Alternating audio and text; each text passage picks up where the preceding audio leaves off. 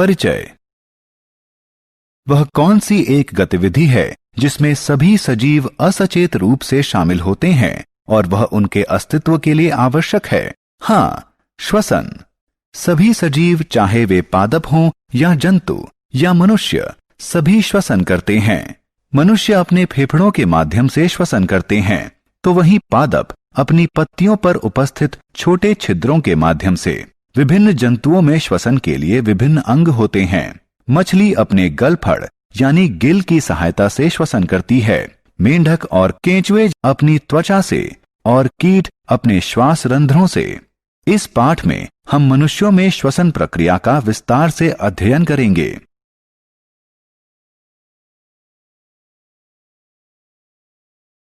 उद्देश्य। इस पाठ के अंत में आप निम्न करने में सक्षम हो जाएंगे: वायवीय और अवायवीय श्वसन में विभेद करना, फुफ्फुस श्वसन को परिभाषित करना, कोशिका श्वसन को परिभाषित करना, मनुष्यों में श्वसन की प्रक्रिया का वर्णन करना।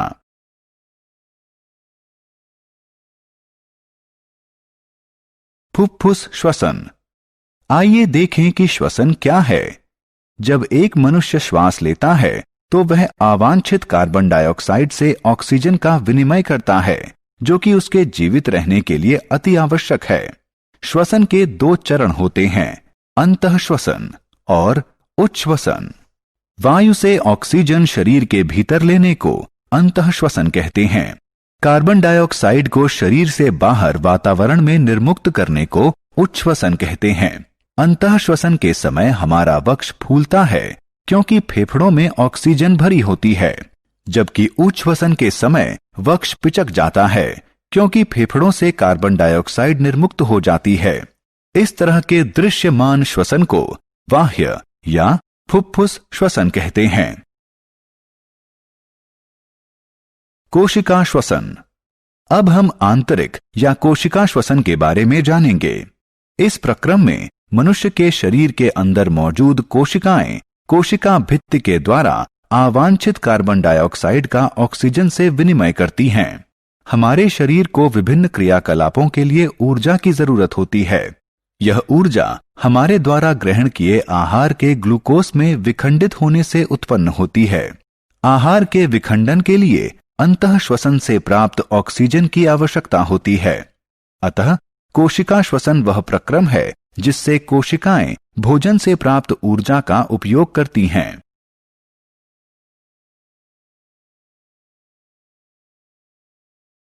श्वसन के प्रकार। श्वसन दो प्रकार का होता है, वायवीय और अवायवीय। वायवीय श्वसन वह श्वसन होता है जो ऑक्सीजन की उपस्थिति में होता है। इस प्रकार के श्वसन में आहार ऑक्सीजन में उपस्थित ग्लूकोज के रूप में विखंडित होता है। अवायवीय श्वसन वह श्वसन है जो ऑक्सीजन की अनुपस्थिति में होता है। इस प्रकार का श्वसन कुछ अति सूक्ष्म जीवों जैसे जीवाणुओं में होता है, जो उन स्थानों में रहते हैं जहां ऑक्सीजन नहीं होती। वायवीय श्वसन से उत्पन्न होने वाली ऊर्जा अवायवीय श्वसन से ज्यादा होती है। श्वसन दर। श्रुति अपना श्वास रोकना चाहती है, लेकिन वह सिर्फ 30 सेकंड तक अपना श्वास रोक सकती है। उसके बाद उसे श्वास लेना पड़ा, क्योंकि शरीर को श्वास लेने के लिए ऑक्सीजन की आवश्यकता होती है। ऑक्सीजन युक्त वायु को शरीर के अंदर लेने को अंतःश्वसन कहते हैं और कार्बन डाइऑक्साइड युक्त वायु को शरीर से बाहर निकालने को उच्छ्वसन कहते हैं। श्रुति अब 1 मिनट में ली गई अपनी सांसों की संख्या गिन रही है। उसने ध्यान दिया कि वह प्रति मिनट 15 से 18 बार श्वास लेती है। हालांकि शारीरिक व्यायाम के समय यह संख्या 30 श्वास प्रति मिनट तक पहुंच जाती है। मनुष्यों में श्वसन तंत्र। आइए अब जानें कि मनुष्यों में श्वसन किस प्रकार का होता है। सबसे पहले हम अपने नथुनों यानी नाक से वायु अंदर लेते हैं। अंदर ली गई वायु नासा गुहा में चली जाती है। यहाँ वायु साफ और गर्म होती है। अंदर ली गई वायु नासा गुहा से गले में आ जाती है और वायु नली में प्रवेश करती है, जिसे श्वास नली कहते हैं। श्वास नली से यह हमारे दोनों फेफड़ों यानी फुफ्फुस में पहुंचती है, जो कि वक्ष गुहा में स्थित होता है।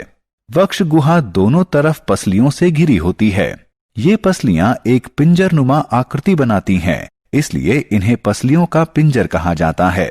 एक बड़ी पेशीय परत जो डायफ्राम कहलाती है, वक्ष गुहा को आधार प्रदान करती है। अंतः श्वसन और उच्छ्वसन के समय डायफ्राम और पसलियों के पिंजर में गति दिखती है। एक बार अंदर ली गई वायु फेफड़ों में पहुंच जाती है, फिर यह फेफड़ों में स्थित छोटे कोशों, जिन्हें वायु कोष्ठिका कहते हैं, में प्रवेश करती हैं।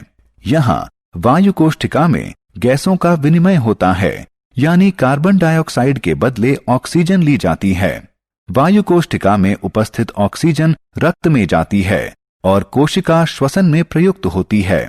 रक्त में उपस्थित कार्बन डाइऑक्साइड वायु कोष्ठिका में आ जाती है और उच्छ्वसन के माध्यम से मनुष्य के शरीर से बाहर निकाल दी जाती है। अंतःश्वसन और उच्छ्वसन। जब हम श्वास अंदर लेते हैं या अंतःश्वसन करते हैं तो पसलियां ऊपर को गति करती हैं और हमारा डायाफ्राम सिकुड़ जाता है और नीचे को गति करता है। यह हमारी वक्ष गुहा के आयतन को बढ़ा देता है, जिसमें हमारे फेफड़े फैलते हैं। जब हमारे फेफड़े फैलते हैं तो वायु हमारी नाक और मुंह द्वारा अंदर ली जाती है। वायु श्वास नली से होकर हमारे फेफड़ों तक पहुंचती है। जब हम श्वास बाहर छोड़ते हैं तो पसलियां नीचे की तरफ गति करती हैं और डायाफ्राम शिथिल होता है और ऊपर वक्ष गुहा की तरफ गति करता है। जब वक्ष गुहा का आयतन कम होता है तब कार्बन डाइऑक्साइड युक्त वायु फेफड़ों और वायु नली से बाहर निकलने के लिए बाध्य होती है और फिर हमारी नाक और मुंह से बाहर निकल जाती है। सारांश। आइए हमने जो कुछ सीखा है उसे संक्षेप में दोहराएं। अंतःश्वसन का अर्थ है वायु से ऑक्सीजन शरीर के अंदर लेना। उच्छ्वसन का अर्थ है कार्बन डाइऑक्साइड को शरीर से बाहर वातावरण में छोड़ना। कोशिका श्वसन तब होता है जब कोशिकाएं कोशिका भित्ति के माध्यम से कार्बन डाइऑक्साइड का ऑक्सीजन से विनिमय करती हैं। वायवीय श्वसन ऑक्सीजन की उपस्थिति में होता है। अवायवीय श्वसन ऑक्सीजन की अनुपस्थिति में होता है। वायु नली को श्वास नली कहते हैं। एक बड़ी पेशीय परत जो डायाफ्राम कहलाती है, वक्ष गुहा को आधार प्रदान करती है। वायु कोष्ठिका मनुष्य के फेफड़ों में स्थित छोटे छोटे कोश होते हैं। वायु कोष्ठिका में ऑक्सीजन का कार्बन डाइऑक्साइड से विनिमय होता है।